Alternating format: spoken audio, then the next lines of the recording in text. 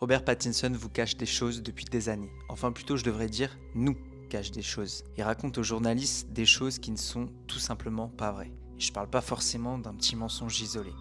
Je parle d'une habitude qu'il a construite à travers les années, peut-être pour se protéger. Mais derrière ce petit jeu, il y a surtout un parcours d'un acteur qui est complètement dingue.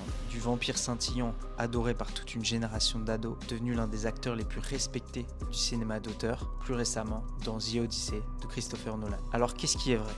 Qu'est-ce qui a été inventé? Comment on passe de Twilight à Christopher Nolan? Aujourd'hui, on retrace tout depuis le début. On s'attaque au mec, pour moi, le plus étrange d'Hollywood. Je veux bien sûr parler du vampire préféré, de ton vampire préféré. Robert Pattinson.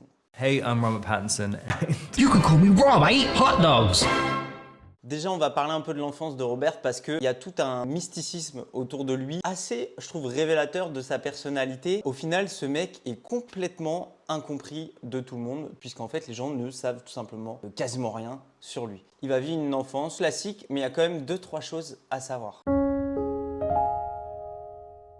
Il va naître le 13 mai 1986 à Londres, dans le petit quartier de Barnes. Je ne sais pas si certains d'entre vous connaissent. Moi perso, j'ai jamais eu la chance encore d'aller à Londres. Robert va grandir dans une famille que je considérais comme moyen haut de gamme, si on peut dire ça comme ça. Comment ça, mon ref? Son père, il va vendre des voitures de collection américaines et sa mère va travailler dans le mannequinat. Mine de rien, les parcours comme ça, on sait très bien que ça aide quand même dans les métiers d'image. Ce qui est très important à savoir, c'est que Robert, il va grandir avec une majorité de femmes autour de lui. Parce que oui, il y a son père, sa mère et il y a surtout ses 2 sœurs avec qui il va passer le plus de temps.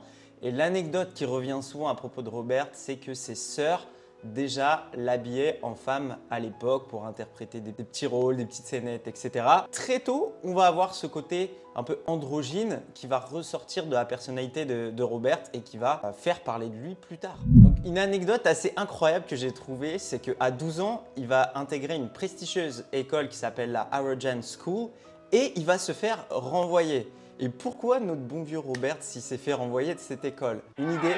Par là? Toi? Non? Il vendait des magazines pornographiques. Il va voler dans les commerces de Barnes, qui va ensuite, écoutez-moi bien, revendre aux élèves du coup de son école pour se faire un peu de maille, un peu de moulaga quoi.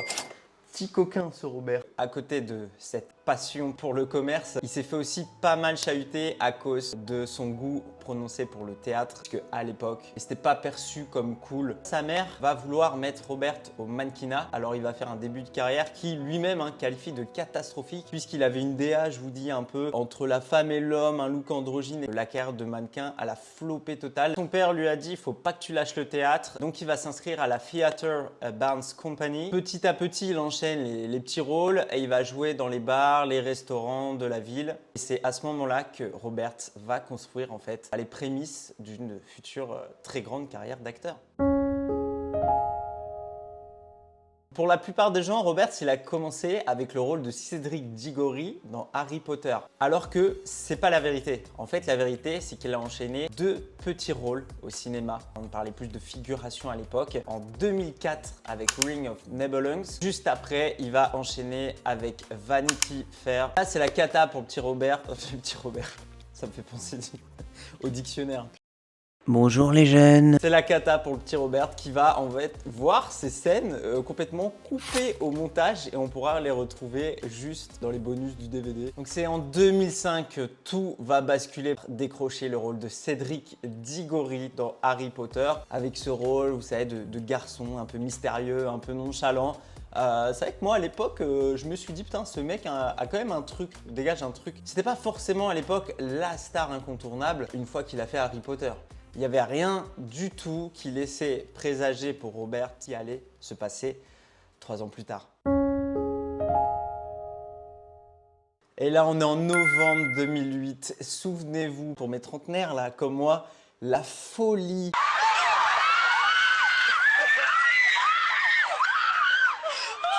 C'est le raz-de-marée. Robert Pattinson devient l'homme que toutes les adolescentes ont en poster dans leur chambre. Je m'en souviens à l'époque, mais c'était complètement fou. C'était vraiment mais Je sais même pas la dernière fois qu'on a vécu un truc comme ça en termes de hype pour un jeune acteur comme ça. On totalise au total 3,3 milliards de recettes pour les Twilight. Et ça y est, Robert a définitivement l'étiquette, celui du beau gosse, un peu mystérieux. Donc sur le papier, c'était vraiment le rêve pour Robert. Nous, vu de l'extérieur, on voit un jeune homme qui voulait être acteur, qui réussit dans une saga à succès. Sauf que la réalité, elle n'est pas forcément ça. Derrière les caméras, Robert, il souffre vraiment de cette notoriété qui est vraiment fulgurante. Et donc, il va prendre la décision de essayer de casser son image et de revenir vraiment aux fondamentaux, c'est-à-dire faire du cinéma qu'il aime. Et là, on va complètement aller vraiment à l'opposé de ce qu'il faisait avec Twilight, avec Harry Potter. C'est qu'on va se diriger vers un cinéma qu'on qualifierait plutôt de cinéma d'auteur. Dès 2012, avec Cosmopolis de Cronenberg. On a aussi en 2014 The Rover. On a Life en 2015. Petit aparté parce qu'il y a un truc très important à savoir. En 2017, Robert il va rencontrer le studio A24. Le studio A24, c'est un studio qui veut relancer à Hollywood le cinéma indépendant. Ça fait 2 ans qu'ils font des films dans ce sens-là. Robert, il a repéré ça. Il a surtout repéré le travail de 2 frères à Hollywood qui s'appellent les frères Safdie. Il va leur envoyer un mail en leur disant bah voilà, je kiffe ce que vous faites, j'aimerais trop qu'on fasse un projet ensemble. Les frères Safdie vont penser à lui pour leur prochain film. Le prochain film qui s'appelle Good Time. Et devinez avec qui ils vont tourner ce film, quel studio va les produire. A24, voilà, vous suivez encore la vidéo, c'est super. Ça montre qu'avec un message, une volonté un peu de changer les choses, et ben on peut redonner une nouvelle direction à sa carrière pour reprendre la position habituelle. Lighthouse en 2019. Et en 7 ans, l'ancien vampire transparent qui a l'air de souffrir d'une gastro à chaque fois qu'on le voit, et ben ça devient un des acteurs préférés aussi des amateurs de cinéma, des cinéphiles, des mecs qui ont un peu de goût comme ça, là, qui prennent les gens de haut en fait, voilà, des connards. Il y a une rencontre qui va vraiment changer la vie de Robert. Ça va être la rencontre avec Christopher Nolan pour le film Tenet. Dans la même période, c'est la folie pour Robert qui va être choisi pour interpréter Batman dans The Batman de Matt Reeves. L'anecdote, c'est que quand ils ont commencé en fait le tournage, Robert a subi un cas de Covid et a dû rester confiné pendant des semaines et des semaines. Du coup, ça a été très compliqué pour lui à cette période d'enchaîner les 2 rôles, de subir le Covid. The Batman sort et c'est une claque phénoménale. Perso, c'est un de mes films préférés. C'est, je pense, le film avec un super-héros préféré pour moi. Hein. Franchement, le travail de Matt Reeves est exceptionnel. Et en fait, tout le monde avait hâte à l'époque de savoir qu'est-ce que Robert Pattinson allait donner dans un rôle de super-héros comme ça, assez sombre, assez mystérieux.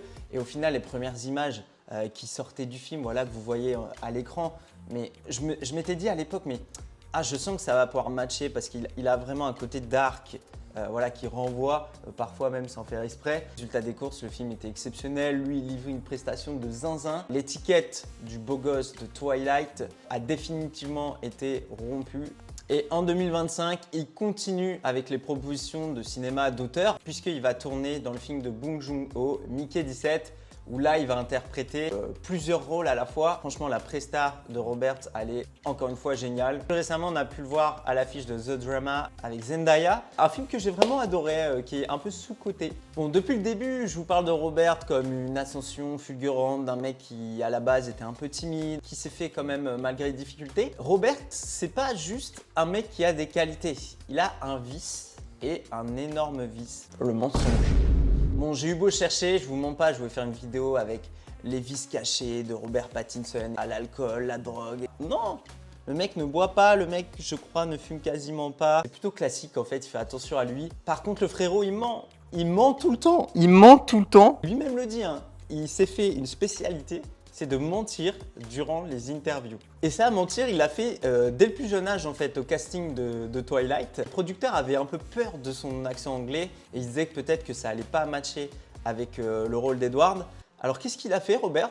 Eh ben, il s'est inventé complètement une vie avec des origines américaines, voilà, avec un personnage créé de toutes pièces, avec un accent du coup américain. Et en fait, je pense que quand il a vu que ça fonctionnait, il a dû prendre goût à faire ça pour les castings, pour les différentes interviews. Alors parmi tous ces mensonges, il y en a quelques-uns assez célèbres, comme quoi il a fait croire qu'il était mannequin uniquement pour les mains, ce qui est totalement faux. En 2012, il va raconter par exemple dans une interview à Jimmy Kimmel qu'il ne s'est pas lavé les cheveux depuis des années et qu'en fait il était à une période SDF et ça a donné du coup le résultat de sa coiffure. Mon anecdote préférée, c'est qu'en plein tournage de Tenet, il a inventé une urgence familiale pour quitter le plateau. Il n'avait pas la gastro, hein.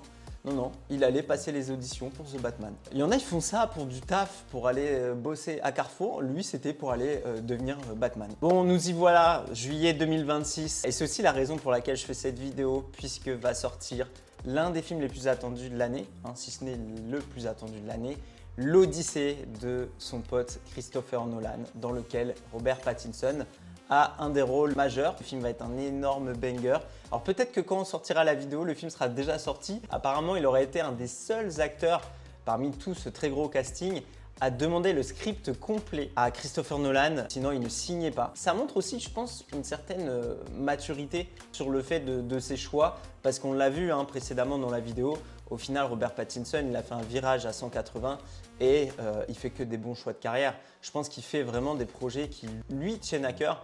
Et c'est pas tous les acteurs qui peuvent faire ça et qui aussi réussissent à faire ça. De l'ado le plus détesté, adoré des adolescentes en 2010, de Cédric Diggory dans Harry Potter, jusqu'à l'Odyssée de Christopher Nolan, il s'en est passé des choses pour notre bon vieux Robert.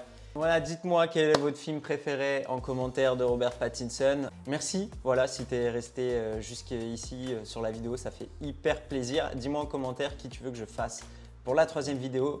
En tout cas, voilà, le premier épisode est disponible ici. Il s'agit de Tyler Perry. Je te fais des bisous. Tchou.